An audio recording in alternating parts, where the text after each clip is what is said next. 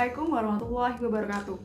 Perkenalkan, nama saya Faras Fauziah Raharani dengan NIM 250212562. Saya dari Prodi Teknik Industri PJJ Binus Online Universitas Bina Nusantara. Pada kesempatan kali ini, saya akan membahas tentang hal yang sering kita anggap sepele, yaitu pentingnya pengukuran dalam kehidupan sehari-hari. Sudah siapkah teman-teman belajar hari ini? Sudah ya? Let's go, kita mulai. Nah, teman-teman, apa sih measurement? Measurement adalah pengukuran. Pengukuran dipelajari menjadi ilmu yang disebut juga dengan metrologi. Metrologi berasal dari bahasa Yunani, yaitu metre berarti ukur dan logi berarti ilmu. Berdasarkan vocabulary of metrology, pengukuran adalah proses untuk memperoleh satu atau lebih nilai secara eksperimental yang dapat didistribusikan ke suatu kuantitas. Dalam bahasa Indonesia, proses ini sering kita sebut mengukur. Berdasarkan KBBI, mengukur adalah menghitung ukuran dengan alat ukur tertentu. Nah, teman-teman, berhubungan dengan alat ukur, apakah teman-teman tahu apa saja alat ukur yang ada di gambar ini? Yuk kita sebutkan dari atas kiri ke kanan. Oke, yang pertama ada meter panjang, yaitu meter panjang kain. Kemudian ada timbangan digital. Untuk yang di bawah itu ada timbangan buah, itu yang berwarna orange. Kemudian di sampingnya ada stopwatch dan di sampingnya lagi ada timbangan emas. Teman-teman pasti familiar kan dengan alat-alat ini? Kenapa ya kita bisa sefamiliar ini dengan alat ukur? Jawabannya adalah kita sangat familiar dengan alat ukur tersebut karena dalam kehidupan sehari-hari kita selalu berhubungan dengan alat ukur itu. Di rumah sakit, puskesmas, kita bertemu dengan alat ukur tensi, termometer, ada PR meter, timbangan berat badan. Di pasar, swalayan, posyandu, kita bertemu lagi dengan timbangan-timbangan. Bahkan saat kita membeli BBM, kita juga berhubungan dengan alat ukur, yaitu alat ukur yang disebut pompa ukur BBM. Sesuai dengan bahasan kita hari ini, jadi kenapa ya pengukuran menjadi hal yang sangat penting? Kenyataannya alat ukur sangat dekat dengan kita sehari-hari, atau bahkan teman-teman setiap hari menggunakannya. Yuk kita pahami lebih dalam. Sekarang kita akan memahaminya dengan ilustrasi. Ilustrasi yang pertama, teman-teman pasti punya motor atau mobil untuk pergi belanja, kerja, mengantar anak sekolah, dan sebagainya. Sehingga harus diisi dengan BBM. Misalnya, teman-teman butuh mengisi Pertalite setiap bulannya itu 4 kali. Anggap saja sama dengan 4 liter. Harga per liternya itu 10.000.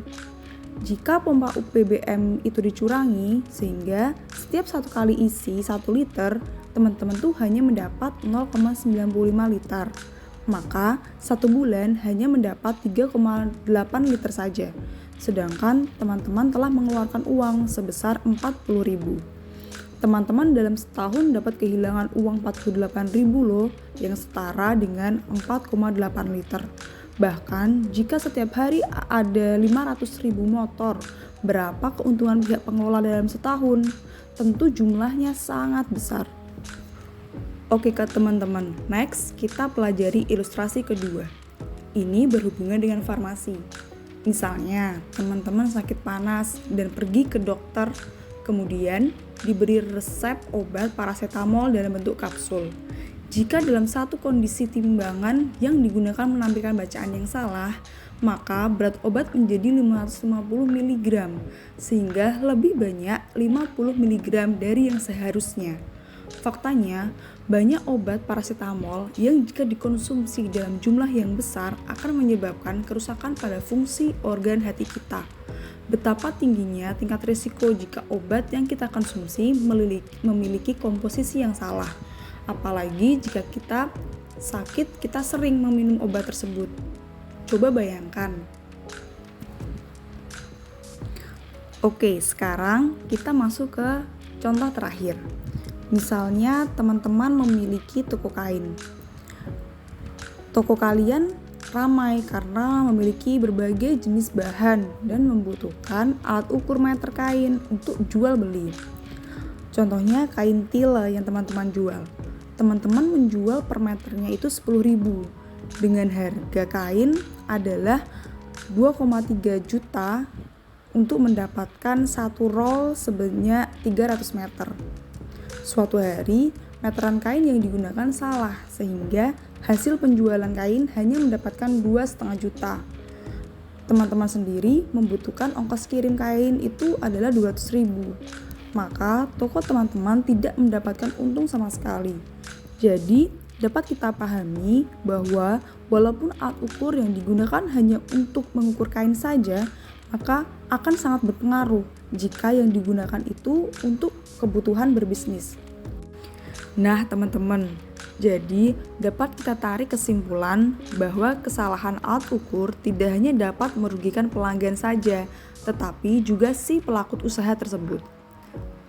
Lalu bagaimana ya cara kita tahu bahwa alat ukur yang digunakan sudah benar sehingga pelanggan dan pelaku usaha tidak merasa rugi atau dirugikan baik secara finansial maupun kesehatan? Teman-teman tahu tidak, saat ini untuk membantu masyarakat, pemerintah melalui Unit Metrologi Legal Daerah dan Badan Standarisasi melakukan upaya pengawasan alat ukur transaksi maupun non-transaksi. Upaya yang dilakukan berupa 1. Kewajiban dan sosialisasi TERA atau TERA ulang untuk UTTP. 2. Sosialisasi tentang pentingnya kegiatan kalibrasi dan pengawasan mutu kualitas. Lalu, bagaimana ya cara kita mengetahui alat ukur mana yang sudah di TERA atau TERA ulang dan mana yang sudah dikalibrasi? Yuk kita simak ciri-cirinya dengan seksama. Alat ukur yang di TERA atau TERA ulang adalah instrumen yang termasuk pada golongan UTTP. UTTP kependekan dari alat-alat ukur takar, timbang, dan atau perlengkapannya. Hal ini sesuai dengan Undang-Undang Nomor 2 Tahun 1981 tentang metrologi legal. Indikasi yang mudah kita lihat secara visual adalah dengan melihat CTT atau cap tanda TERA. CTT terdiri dari 5 jenis, yaitu 1. Tanda jaminan berbentuk lingkaran dengan gambar bagian dalamnya berupa bunga. Yang kedua, tanda daerah dengan kode UML. Ketiga, tanda pegawai berhak dengan inisial pegawai dengan inisial khusus. Yang keempat, tanda sah berbentuk segi 5. Yang kelima yaitu tanda batal berbentuk segitiga. Pada pom bensin atau pom mini, biasanya tanda ini dapat dilihat pada stiker yang ditempel di area luar dispenser. Sedangkan alat ukur yang dikalibrasi yaitu jika membutuhkan nilai akurasi tinggi dalam pengaplikasiannya, seperti timbangan analitik yang banyak digunakan di apotek. Contoh lainnya adalah ada pH meter, alat ukur tensi, dan termometer yang sering kita temukan di rumah sakit. Cara untuk mengidentifikasinya juga mudah dengan mengecek label kalibrasi yang ditempelkan pada badan alat ukur tersebut. Alat ukur yang terkalibrasi pasti memiliki keterangan stiker yaitu calibrated atau terkalibrasi. Perbedaan kalibrasi dan TERA atau TERA ulang yang utama adalah berupa hasil akhirnya. TERA atau TERA ulang didasarkan pada batas kesalahan yang diizinkan, sedangkan kalibrasi menghasilkan nilai ketidakpastian dari proses pengukuran yang dilakukan. Kedua tes ini dapat membantu untuk mengetahui keandalan atau kemampuan alat ukur, apakah alat ukur perlu diperbaiki atau tidak. Demikian teman-teman. Sekarang kita jadi lebih memahami betapa pentingnya pengukuran dan alat ukur serta bagaimana cara mengidentifikasi alat ukur mana yang patut kita percaya bacaannya dan mana yang tidak. Oh iya teman-teman, di sini saya juga mengajak teman-teman untuk lapor jika merasa dicurangi ketika sedang bertransaksi. Silakan teman-teman menghubungi Unit Metrologi Legal Daerah masing-masing ya. Sekian pembelajaran kita hari ini, semoga bermanfaat ya ilmunya. Terima kasih teman-teman, sampai jumpa di kesempatan berikutnya. Bye-bye.